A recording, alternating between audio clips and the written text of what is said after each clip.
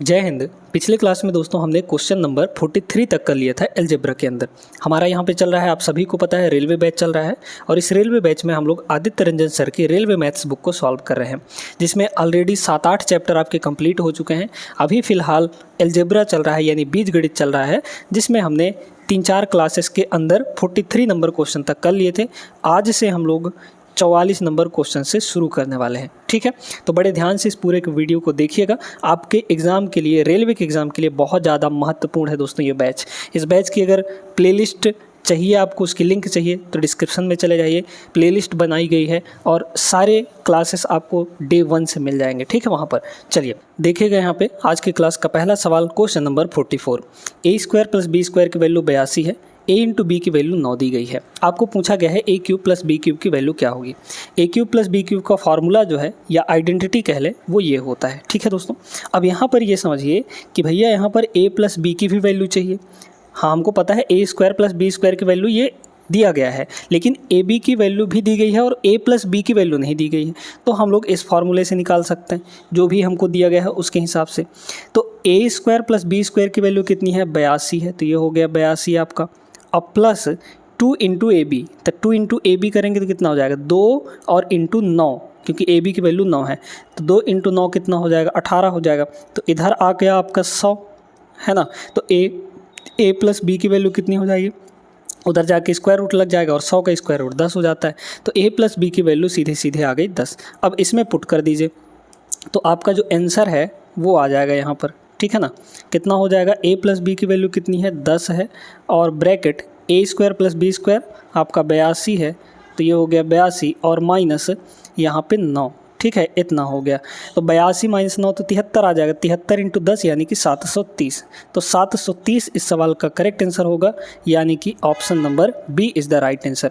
ये तो आपका एक तरीका हुआ, ये दोस्तों एक तरीका हुआ। अब थोड़ा सा दूसरा तरीका सीख लीजिए कि हम लोग इसको कैसे आराम से कर सकते हैं बिना किसी फॉर्मूले के, बिना किसी दिक्कत के। ठीक है, कैसे, अगर हम लोग थोड़ा सा यहाँ पर ध्यान दें, थोड़ा सा अगर यहाँ पर ध्यान दें, ये फार्मूला भी नहीं लगेगा अभी आपका। ठीक है, ये फार्मूला भी नहीं लगेगा।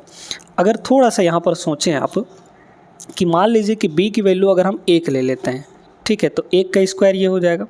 अच्छा, अगर 1 लेंगे यहाँ पर तो a इंटू 1 यानी कि a की वैल्यू 9 हो जाएगी, a की वैल्यू 9 हो जाएगी, है ना। तो अगर a की वैल्यू यहाँ रख दें हम तो 9 का स्क्वायर हो जाएगा। तो 9 का स्क्वायर 81 और 1 का स्क्वायर 1, तो 81 और 1 जो है वो 82 हो गया। क्या क्या लेने पर, a की वैल्यू 9 लेने पर और b की वैल्यू यहाँ पर, b की वैल्यू 1 लेने पर। ये दोनों कंडीशन, दोनों इक्वेशन जो है सेटिस्फाई हो गए। a की वैल्यू 9 लेने पर और b की वैल्यू 1 लेने पर, या फिर उल्टा भी आप कर सकते हैं, a की वैल्यू 1 और b की वैल्यू 9 लेने पर, ये कंडीशन आपका सेटिस्फाई हो गया। ठीक है, अब क्या चाहिए आपको, अब थोड़ा सा यहाँ पर चाहिए, ध्यान दीजिए, a³ + b³ चाहिए। तो a की वैल्यू रखिए, b की वैल्यू रखिए। a की वैल्यू कितनी है, 9, तो 9 का क्यूब हो जाएगा और 9 का क्यूब 729 आता है ना। कितना आ जाता है, 729, प्लस b का क्यूब यानी 1 का क्यूब तो 1 ही आता है, 729 + 1 730। Correct answer option number B. तो इस तरीके से भी आप लोग कर सकते हैं। अगला सवाल देखते हैं हम लोग, क्वेश्चन नंबर 45। आइए अब इस सवाल को देखिए। a³ - b³ की वैल्यू 625 दी गई है, a² - b² की वैल्यू 25 है, a + b की वैल्यू 5 है, तो a² + ab + b² की वैल्यू फाइंड करनी है। अगर आप देखें यहाँ पे तो जो a³ - b³ का जो फार्मूला होता है, पिछले क्लासेस में हम सारी चीज़ें नोट करवा दिए हैं, तो आपको कोई दिक्कत नहीं है, वहाँ पर जाके आप लोग देख सकते हैं। ये फार्मूला होता है a - b, है ना, a³ - b³ का, ये होता है a - b और a² + ab और प्लस का b², ये आपका फार्मूला होता है। क्लियर है दोस्तों, ठीक ना। अब यहाँ पर अगर हमको a² + ab + b² की वैल्यू चाहिए तो a - b को इधर ला के डिवाइड करना पड़ेगा। तो a³ - b³ का वैल्यू तो पता है कि 625 है, लेकिन a - b का वैल्यू दिया ही नहीं है। उसके लिए आपको एक क्लू दे रखा है, यहाँ पर a² - b² की वैल्यू 25 है और a + b की वैल्यू 5 दी गई है। तो एक बात बताइए, a² - b² का क्या फार्मूला होता है, a² - b² का फार्मूला होता है a + b into a - b। तो a + b की तो वैल्यू 5 है ना, और इंटू a - b हो जाएगा, a - b हो जाएगा, और इक्वल टू इधर हो गया 25 आपका, है ना भाई। a² - b² को हमने खोल दिया a + b और a - b में, तो a + b की डायरेक्टली वैल्यू रख दिए 5 जो कि दिया गया है, और a - b हो गया। इक्वल टू 25 हो गया। तो a माइनस बी की वैल्यू यहाँ से कितनी आ जाएगी 25/5 यानी कि हो गया 5। ठीक है, अब यहाँ पर डायरेक्टली आप लोग रख सकते हैं a cube minus B cube का वैल्यू कितना है, तो ये है आपका 625 और a माइनस बी इधर आके डिवाइड होगा यानी कि 5 हो जाएगा उसका वैल्यू। तो ये आ जाएगा आपका पूरे इसकी वैल्यू, क्योंकि इसको हम इधर ले आए हैं, है ना। काट देंगे तो कितना हो जाएगा 125 हो जाएगा। 125 will be the right answer, option number A. आगे चलते हैं क्वेश्चन नंबर 46 पे। चलिए दोस्तों, इस सवाल को देखिएगा, ये बहुत तगड़ा सवाल है, ठीक है ना, बहुत बेहतरीन सवाल है। ये आपको दिया गया है x⁴ प्लस 1/x⁴ की वैल्यू 322 दे रखी है, जहाँ x की वैल्यू 1 से ग्रेटर है। x³ माइनस 1/x³ का वैल्यू क्या होगा। बहुत खतरनाक सवाल है। आपको पावर 4 दिया है ना, तो पावर 4 से पहले पावर 2 में आइए, यानी कि आधे पावर में आना है।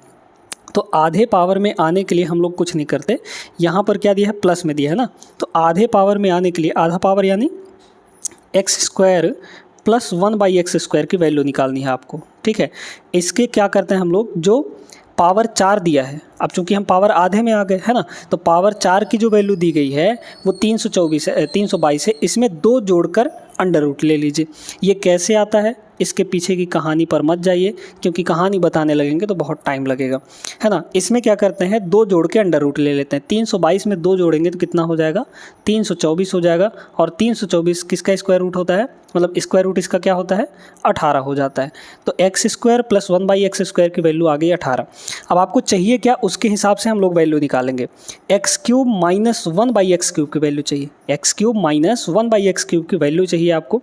तो अब चूंकि माइनस वाले की वैल्यू चाहिए, है ना, तो ध्यान रखिएगा, जब भी क्यूब में माइनस वाले की वैल्यू चाहिए तो आपको पावर 1 में माइनस वाले की वैल्यू चाहिए होगी। ठीक है, इसकी वैल्यू निकालने के लिए तो पावर 1 में माइनस वाले की वैल्यू यानी कि x माइनस 1/x की वैल्यू यहाँ पर चाहिए।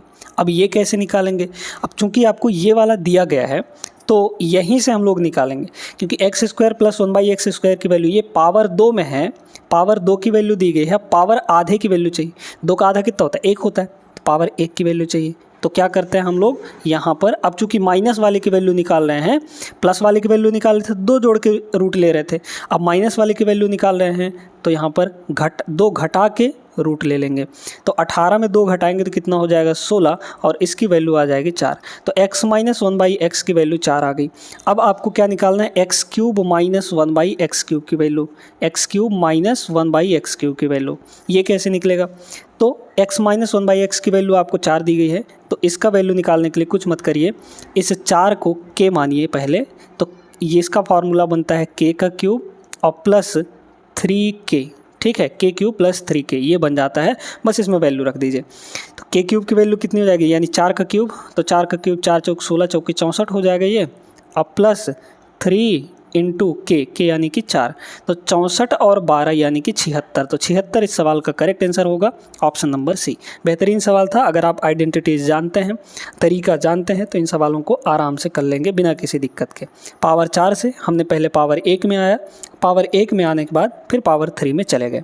ठीक है, आगे चलिए, आइए देखिए अब इस सवाल को, इसको 2 तरीके से आप लोग लगा सकते हैं। ठीक है ना, x² माइनस 2x प्लस 1 की वैल्यू 0 दी गई है। अगर हम इन सभी में x से डिवाइड कर दें तो x² में x से डिवाइड करेंगे तो सिर्फ x बचेगा, माइनस यहाँ x से डिवाइड करेंगे तो सिर्फ 2 बचेगा, क्योंकि x ख़त्म हो जाएगा, प्लस 1 में x से डिवाइड करेंगे तो 1/x आ जाएगा, इक्वल टू कितनी हो गई आपके यहाँ पर 0 हो गई।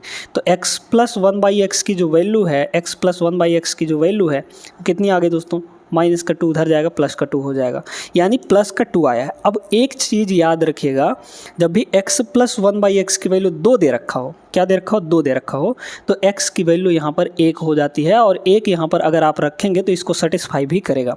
तो x की वैल्यू सीधे सीधे 1 ले लीजिए आप।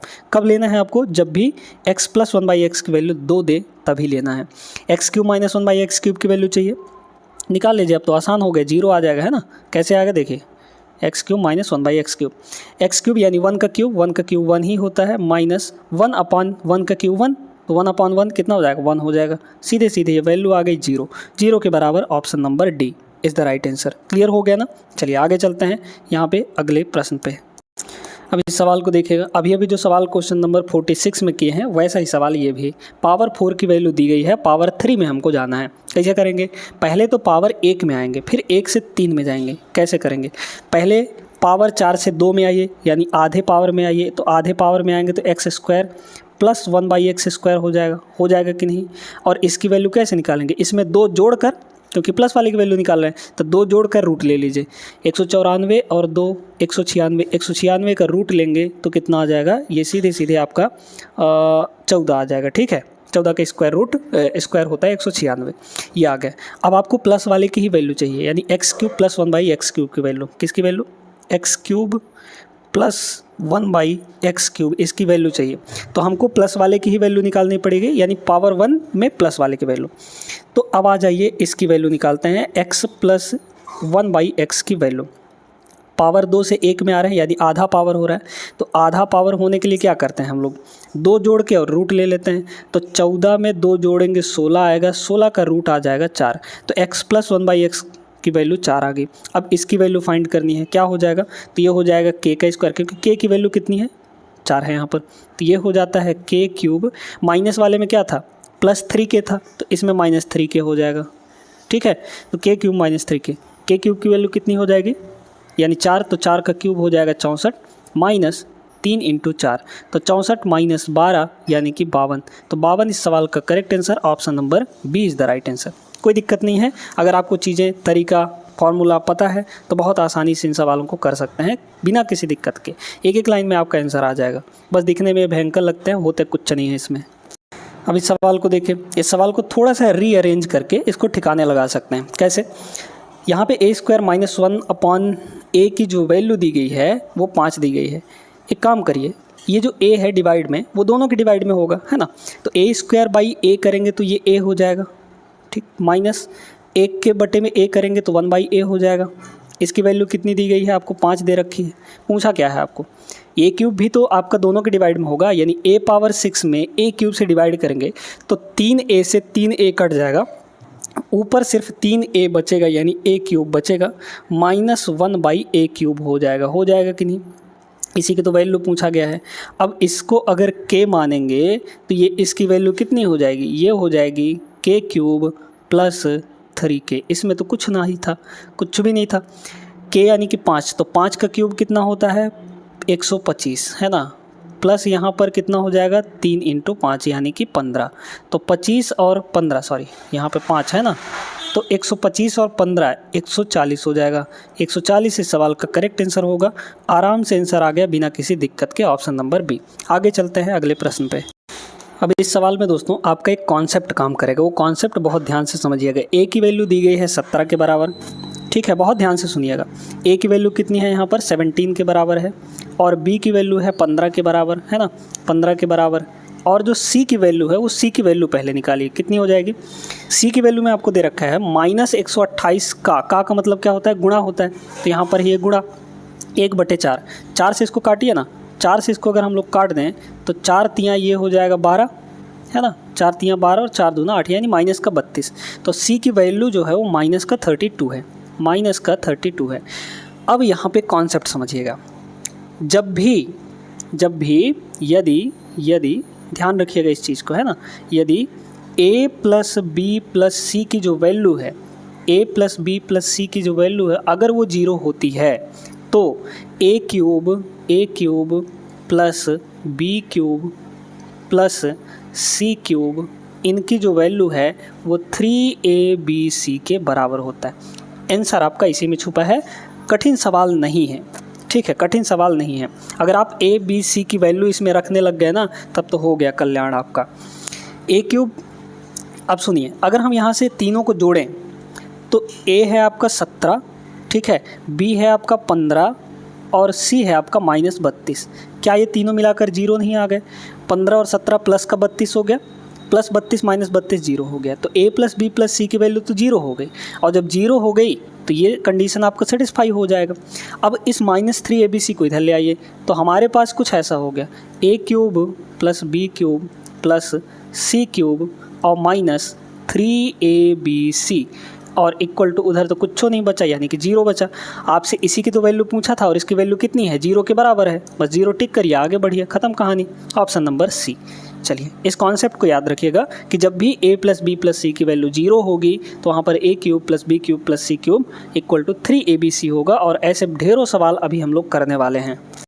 चलिए अगला सवाल देखिएगा। अब इस सवाल को अगर आप लोग बेसिक से करने लग गए, अगर आप लोग बेसिक से करने लगे फार्मूला लगा के बाकायदा, तो आपको इसमें कम से कम नहीं तो 4 से 5 मिनट लग जाएगा, पक्का लग जाएगा, इतना श्योर है, ठीक ना। लेकिन एक तरीका सीखिए दोस्तों ऐसे सवालों को करने के लिए।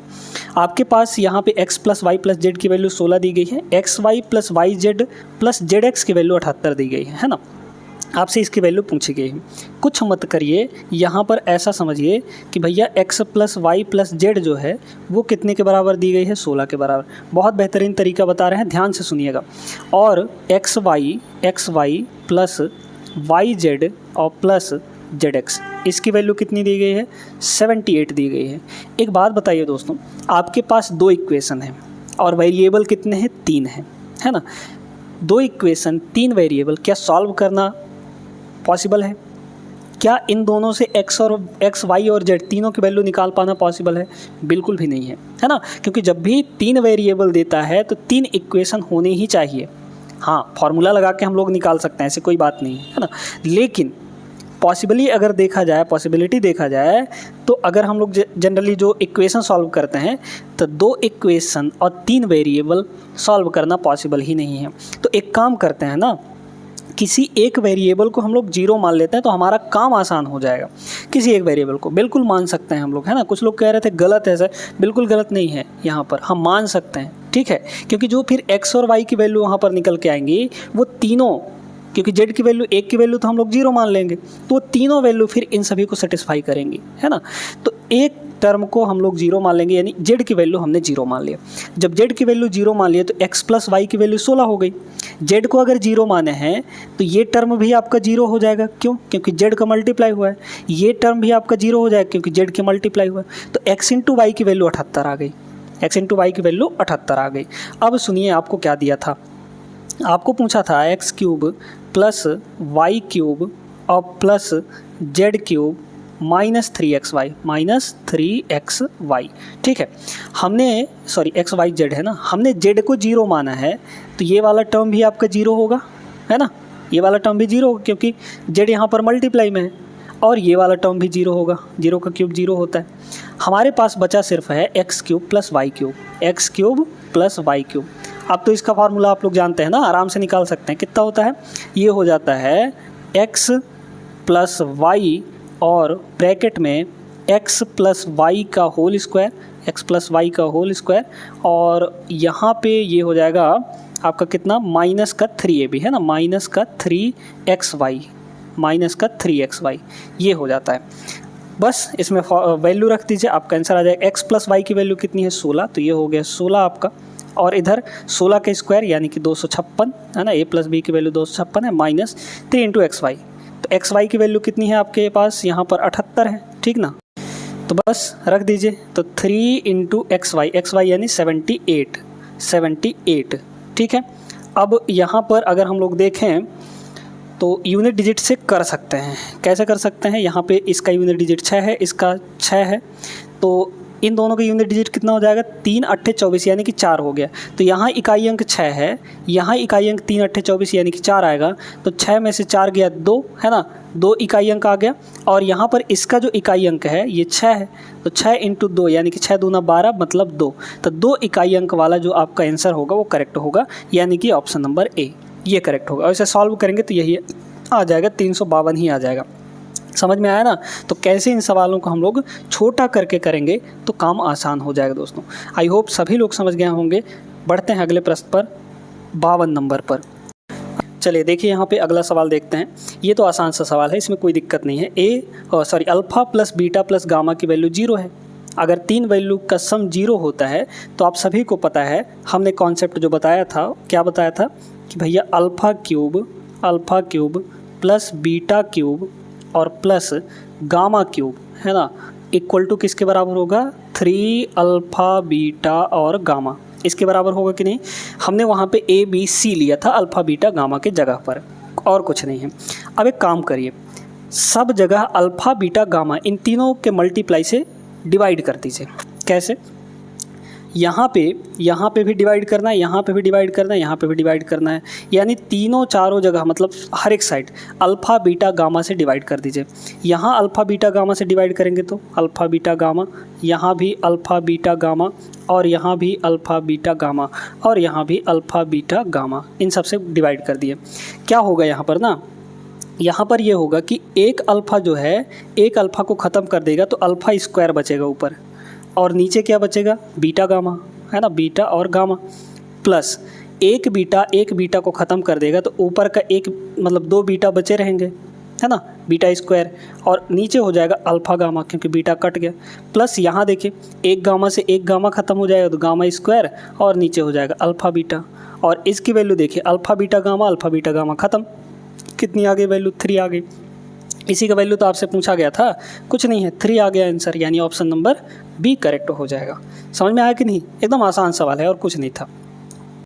आइए अब ये दोनों सवाल देखते हैं। ये सवाल, ऐसा सवाल तो हम आपको करवा चुके हैं, तो आप चाहें वीडियो रोक कर इसको कर सकते हैं। x + y + z की वैल्यू 5 है, xy + yz + zx की वैल्यू 8 है, तो x³ + y³ + z³ - 3xyz की वैल्यू चाहिए। क्या करेंगे हम लोग, किसी एक वेरिएबल को 0 मान लेंगे, है ना, z को 0 मान लेंगे, तो यहाँ x + y की वैल्यू 5 आ जाएगी, x × y की वैल्यू 8 आ जाएगी। यहाँ 0 मान है तो x³ + y³ बचेगा सिर्फ, या फिर आप डायरेक्टली एक फार्मूला लगा दीजिए, वो फार्मूले से भी आपका आंसर आ जाएगा। फार्मूला हम यहाँ पर लिख देते हैं, ठीक ना। तो ये होता है आपका formula, x³ + y³ + z³ -3xy, इसकी वैल्यू हो जाती है ये दोस्तों, है ना, ये फार्मूला याद रखिएगा। अब आपको इसी की वैल्यू पूछी गई है ना, तो इसी की वैल्यू हम लोग निकाल लेंगे। क्या हो जाएगा, तो हो जाएगा x + y + z, जो कि वैल्यू 5 दी गई है, तो यहाँ हो गया 5, और ब्रैकेट के अंदर 5 का स्क्वायर यानी कि 25, और -3 इंटू, और इस पूरे की वैल्यू कितनी दी गई है, इसकी xy + yz + zx की वैल्यू 8 दिया गया है, तो ये हो गया 8 यहाँ पर। बस इसको सॉल्व करेंगे, 25 - 8 = 24, 25 - 24 1 हो जाएगा, 5 × 1 = 5, तो 5 इस सवाल का करेक्ट आंसर होगा, यानी option number C is the right answer. ठीक है, अब हम आते हैं 54 नंबर पे।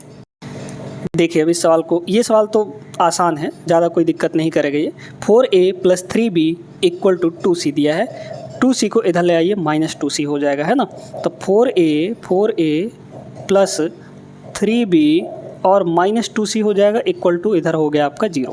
एक बात बताइए दोस्तों, अगर हम इसको x माने, ठीक है, या अल्फ़ा माने, इसको x माने तो x³, इसको y माने तो y³, और इसको z माने तो z³, तो x³ + y³ + z³, इसकी वैल्यू पूछी गई है। ये है आपका x, ये है आपका y, और ये है आपका z, इसकी वैल्यू कितनी दी गई है, 0। अगर हम यहाँ से तीनों को जोड़ें तो x की वैल्यू कितनी है आपका, यहाँ पर x का वैल्यू है, देखिएगा x + y + z हम लोग निकाल रहे हैं, है ना, निकालिए। तो x आपका कितना है, 4a, प्लस b आपका कितना, y आपका कितना है, 3b, और z आपका कितना है, -2c, है ना। इसकी वैल्यू कितनी होगी, इसकी वैल्यू तो आपको दे रखी है, कितनी हो जाएगी, 0 हो जाएगी। ठीक है, अब जब तीनों का क्यूब का वैल्यू 0 है, तीनों के क्यूब का वैल्यू मतलब सॉरी तीनों का सम 0 है अगर, तो जब तीनों का सम 0 है तो क्यूब का वैल्यू क्या होता है, 3xyz, 3xyz, ये कॉन्सेप्ट तो हम आपको बता चुके हैं, बस इसमें रख दीजिए। तो 3 × x यानी 4a, इंटू y यानी 3b, और इंटू z यानी कि -2c हो जाएगा, मल्टीप्लाई कर दीजिए। 3 × 4 = 12, 12 × 3 = 36, 36 × 2 = 72, यानी -72 आ गया, और ABC हो जाएगा, और कुछ नहीं, ऑप्शन नंबर ए। कुछ नहीं था इस सवाल में, कोई दम नहीं था। आई होप सभी लोग समझ गए होंगे। बस कॉन्सेप्ट और ट्रिक्स अगर आपको याद हैं, आप प्रैक्टिस किए हैं क्वेश्चंस की, तो आपको एग्ज़ाम में कोई दिक्कत नहीं होने वाली दोस्तों।